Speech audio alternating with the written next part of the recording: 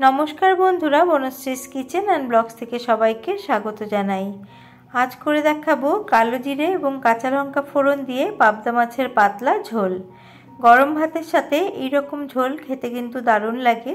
আপনারা অনেকেই করে থাকেন, কিন্তু আমি যেভাবে করি সেটাই আজকে শেয়ার করব।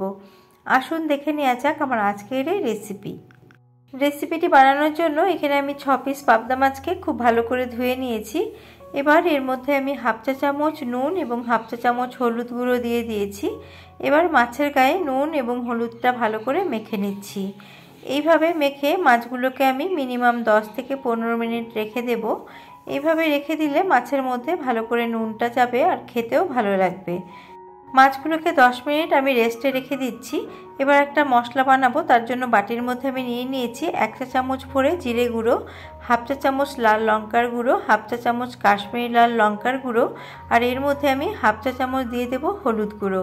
সমস্তটা ভালো করে আমি মিশিয়ে নেব। এইভাবে রান্না করলে কিন্তু একদম বাটা মশলার মতো স্বাদ হবে।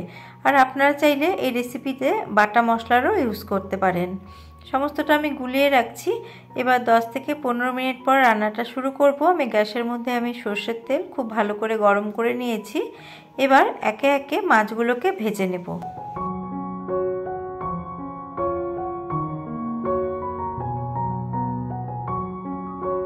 প্রথমে আমি 3টে মাছকে ভেজে নিচ্ছি।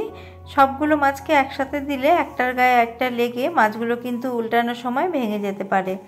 মাছগুলোকে এক সাইডে হালকা করে ভেজে নিয়ে আরেক সাইডে আমি উল্টে দিচ্ছি। এইভাবে আমি পরের ব্যাচের মাছগুলোকেও ভেজে নেব।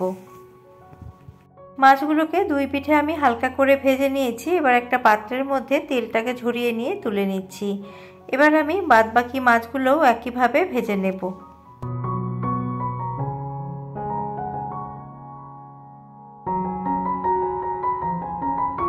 পরের ব্যাচের মাছগুলোকেও ভেজে নিয়েছি। তেলটাকে ঝরিয়ে নিয়ে তুলে নিচ্ছি।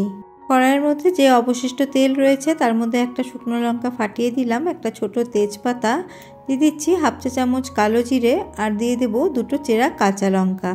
এবার ফোড়নটাকে একদম লো ফ্লেম করে কয়েক সেকেন্ড ভেজে নেব।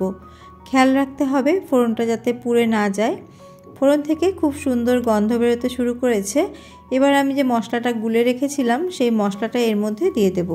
দিয়ে খুব ভালো করে কষিয়ে নেব।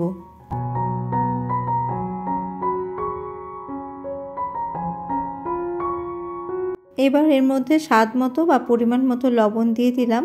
লবণ দিয়ে খুব ভালো করে কষিয়ে নেব।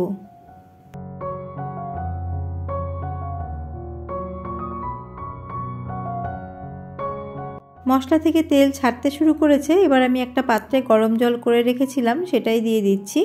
আর এই ঝোল কিন্তু পাতলাই ভালো লাগে, তার জন্য জলের পরিমাণটা একটু বেশি দিয়েছি। এবার ফ্লেমটাকে আমি হাই করে দিয়েছি যাতে ঝোলটা তাড়াতাড়ি ফুটে ওঠে। ঝোল ভালো করে ফুটতে শুরু করেছে। এবার আমি ঝোলের নুনটা একবার চেক করে নেব। যদি নুন লাগে এখনই আমি অ্যাড করে দেব, কেননা এই মাছ কিন্তু খুবই নরম। মাছ দেওয়ার পরে আর কিন্তু বেশি নাড়াচাড়া করা যাবে না, তাহলে কিন্তু মাছগুলো ভেঙে যেতে পারে। আর একটুখানি আমার মনে হচ্ছে নুন লাগবে, তার জন্য আমি আরেকটু নুন এখনই অ্যাড করে দিলাম। ঝোলটা ভালো করে ফুটে গেছে। এবার যে মাছগুলো ভেজে রেখেছিলাম সেই মাছগুলো একে একে ঝোলের মধ্যে দিয়ে দিচ্ছি।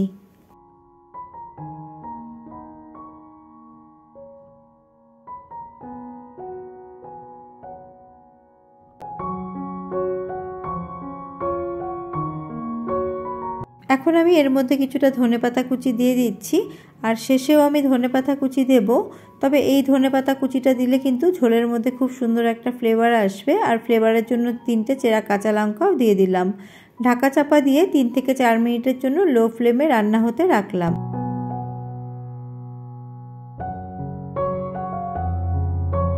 মিনিট 4 পর ঢাকা খুললাম, আর দেখুন রান্নাটা কিন্তু প্রায় আমার রেডি হয়ে গেছে। আর মাছগুলো ভালো করে সেদ্ধ হয়ে গেছে। মাঝে আমি ঢাকা তুলে মাছগুলোকে আরেক পিঠে উল্টে দিয়েছিলাম। এবার আমি আরেকটুখানি ধনেপাতা কুচি এর মধ্যে ছড়িয়ে দিচ্ছি। ছড়িয়ে দিয়ে গ্যাসের ফ্লেমটাকে আমি অফ করে দেব। ধনেপাতা কুচিটা এর মধ্যে একটু বেশি করে দিলে কিন্তু এটা খুবই খেতে ভালো লাগে।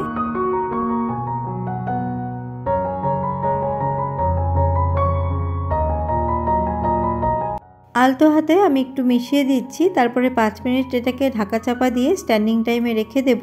তারপরে আপনাদের সার্ভ করে দেখাবো।